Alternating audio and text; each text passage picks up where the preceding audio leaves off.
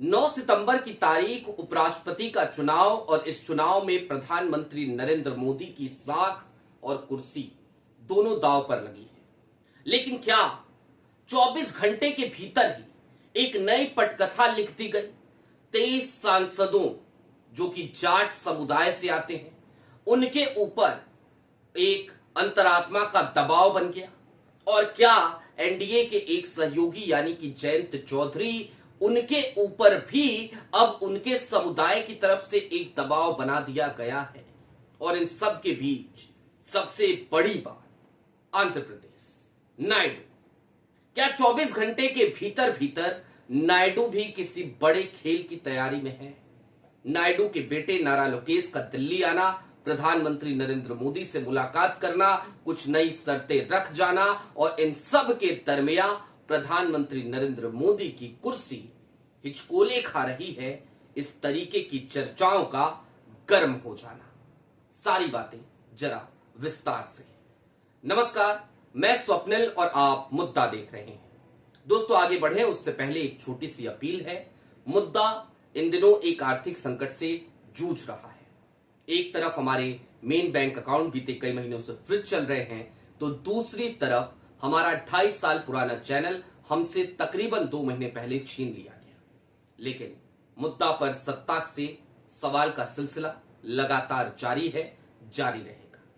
ऐसे में यदि आप चाहें, यदि आप सक्षम हो, तो छोटी छोटी मदद मुद्दा की जरूर कीजिएगा। आपके स्क्रीन पर क्यूआर कोड है, नीचे यूपीआई का नंबर भी।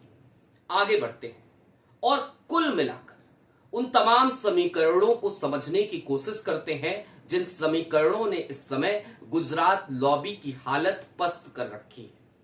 पहली बात दोस्तों, 25 सितंबर की तारीख चौधरी देवीलाल की जयंती, जिसका जिक्र आज मैंने अभी थोड़ी देर पहले किया था। उस तारीख पर जयंत चौधरी को आमंत्रण दिया गया है, जगदीप धनखड़ को आमंत्रण दिया गया है। इसके साथ ही साथ सत्यपाल मलिक के परिवार को भी बुलाया गया है। कुल मिलाकर जाट अस्मिता के समीकरण वो साधने की जुगत में तमाम विपक्षी लग गए हैं। और ऐसे में लोकसभा के भीतर 23 जाट सांसद हैं। ये 23 जाट सांसद किसका समर्थन करेंगे, ये सवाल गुजरात लॉबी को बेहद परेशान कर रहा है। वहीं दूसरी तरफ आंध्र प्रदेश वाले समीकरण को भी समझना जरूरी है। आंध्र प्रदेश और खास तौर पर चंद्रबाबू नायडू के बेटे नारा लोकेश अब से तकरीबन 10-12 घंटे पहले मुलाकात करते हैं प्रधानमंत्री नरेंद्र मोदी से। बंद कमरे के भीतर दोनों की मुलाकात होती है और मुलाकात के बाद सियासी गलियारों में यह चर्चा की जाने लगती है कि आखिरकार ये मुलाकात बार बार क्यों हो रही है, वो भी नारा लोकेश से। नारा लोकेश आखिरकार इतने एक्टिव क्यों हो चले हैं? और फिर याद आती हैं कुछ पुरानी तस्वीरें भी, कुछ पुरानी खबरें भी। दरअसल नारा लोकेश उपराष्ट्रपति जगदीप धनखड़, पूर्व उपराष्ट्रपति जगदीप धनखड़ से भी मुलाकात कर चुके हैं। और ये मुलाकात उनकी हुई थी जब उपराष्ट्रपति जगदीप धनखड़ ने इस्तीफा नहीं दिया था। इस्तीफे से चंद दिनों पहले नारा लोकेश की उपराष्ट्रपति से उस वक्त जो मुलाकात हुई थी, उस मुलाकात के भी कई सियासी समीकरण निकाले गए थे। और यहां तक कि बाद में एक खबर भी आपने सुनी होगी कि जगदीप धनखड़ नायडू से संपर्क कर रहे थे मोदी सरकार गिराने के लिए। और भी बहुत सारी बातें थी जिनकी वजह से आनन फानन में जगदीप धनखड़ को एक फरमान सुना दिया गया कि या तो आप इस्तीफा दे दीजिए या फिर कि आपके खिलाफ महाभियोग लाया जाएगा और आपको कुर्सी से उतार कर नीचे बिठा दिया जाएगा। कुल मिलाकर जगदीप धनखड़ का फिर इस्तीफा हुआ और इस्तीफे के बाद नए नए समीकरण हर दिन बनते बिगड़ते नजर आए। लेकिन अब कुल मिलाकर यह समझिए कि 9 सितंबर की तारीख दरअसल इतनी महत्वपूर्ण क्यों हो चली है। 9 सितंबर को जो उपराष्ट्रपति चुनाव होंगे, ये चुनाव दरअसल बिना किसी व्हिप के होंगे। यानी कि पार्टी, कोई भी पॉलिटिकल पार्टी कोई व्हिप जारी नहीं कर सकती। कुल मिलाकर इसे इस तरीके से भी समझिए कि गुप्त मतदान होगा, और जब गुप्त मतदान हो रहा होगा तो फिर किसी भी सदस्य की सदस्यता जाने का कोई खतरा वहां मौजूद नहीं है। यानी कि कोई भी पार्टी लाइन से ऊपर उठकर यदि कोई भी सांसद किसी दूसरे खेमे के प्रत्याशी को मतदान करता है तो इस बात का पता भी नहीं चल सकेगा कि आखिरकार कौन से सांसद ने किसे अपना मत दिया है। बी सुदर्शन रेड्डी वो खासे एक्टिव है। ये भी एक बड़ा सरदर्द है प्रधानमंत्री नरेंद्र मोदी के लिए और गृह मंत्री अमित शाह साहब के लिए, गुजरात लॉबी के लिए।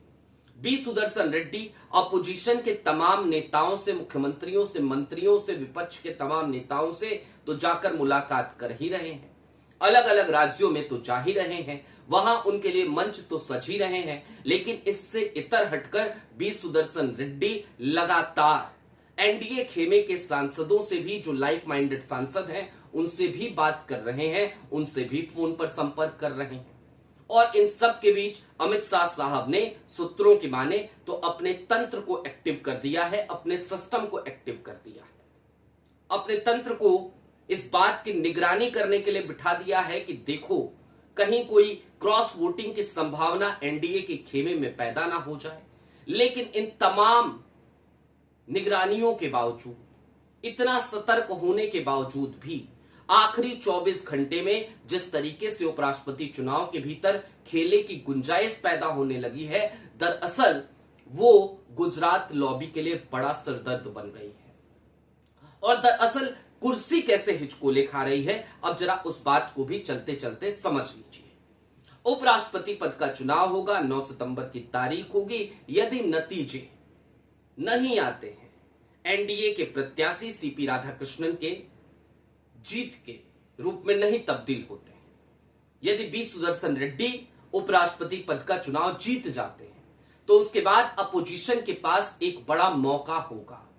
और वो मौका होगा ये कह गुजरने का कि दरअसल मोदी जी की सरकार अब अपना मत खो चुकी है, अपना बहुमत खो चुकी है। और ऐसे में अपोजिशन, समूचा इंडिया अलायंस, वो अविश्वास प्रस्ताव लाने की तैयारी कर सकता है और प्रधानमंत्री नरेंद्र मोदी के सामने फ्लोर टेस्ट की चुनौती पेश कर सकता है।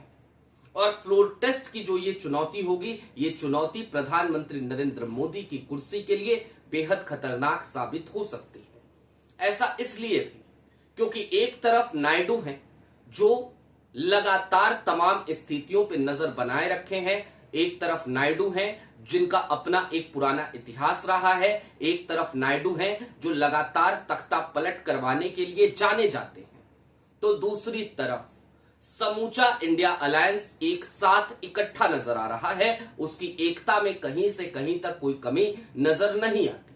और वहीं तीसरी तरफ भारतीय जनता पार्टी के भीतर प्रधानमंत्री नरेंद्र मोदी और गृह मंत्री अमित शाह को लेकर जो माहौल बन चला है, जिस तरीके का असंतोष तमाम सांसदों के मन में है, उसको देखकर भी ये बात गाहे बेगाहे कही जाने लगी है कि दरअसल आज की तारीख में जितनी बड़ी चुनौती इंडिया अलायंस या अपोजिशन प्रधानमंत्री नरेंद्र मोदी के लिए नहीं है, उससे कहीं ज्यादा बड़ी चुनौती आज की तारीख में पार्टी के भीतर जो अपोजिशन काम कर रहा है या फिर कि संघ का जो तरीका और तरीकेकार हो चला है, वो प्रधानमंत्री नरेंद्र मोदी के लिए सबसे बड़ी मुसीबत है। कुल मिलाकर इन स्थितियों को कुछ इस तरीके से समझिए कि आज की तारीख में उपराष्ट्रपति पद के चुनाव में दरअसल गुजरात लॉबी बुरी तरीके से फंसती हुई नजर आ रही है। बहुमत का आंकड़ा जो 240 का पे जाके अटक गया, वो आंकड़ा जिसने प्रधानमंत्री नरेंद्र मोदी को इस बार बेहद कमजोर कर दिया 2024 के चुनाव में, दरअसल उसी आंकड़े ने आज ये सारी परेशानियां लाकर प्रधानमंत्री नरेंद्र मोदी के सामने खड़ी की है। 293 का बहुमत तो है, लेकिन 293 में कब कौन किधर चला जाए, इस बात की आशंका हर दिन गुजरात लॉबी को सताती रहती है। गडकरी साहब को लेकर खबरें आती हैं कि वो एकनाथ शिंदे से मुलाकात कर रहे हैं, बातचीत कर रहे हैं। कहीं लेख छपता है कि गडकरी बागियों के सरदार बन गए हैं और इन सब के बीच सबसे बड़ी जो खबर आती है वो खबर बेहद चौंका जाती है, क्योंकि खबर ये कि जयंत चौधरी के ऊपर भी उनके समुदाय का दबाव है, तो दूसरी तरफ नायडू एक नए खेला करने के लिए तैयार है। कुल मिलाकर 9 सितंबर की तारीख को जो कुछ भी होगा वो देश का और खास तौर पर गुजरात लॉबी का भविष्य तय करेगा। आपकी क्या राय है हमें कमेंट बॉक्स में जरूर बताइएगा। अभी के लिए दीजिए इजाजत। चैनल पे नए हो तो सब्सक्राइब करते हुए जाइएगा। सक्षम हो तो छोटी छोटी मदद मुद्दा की जरूर कीजिएगा। शुक्रिया।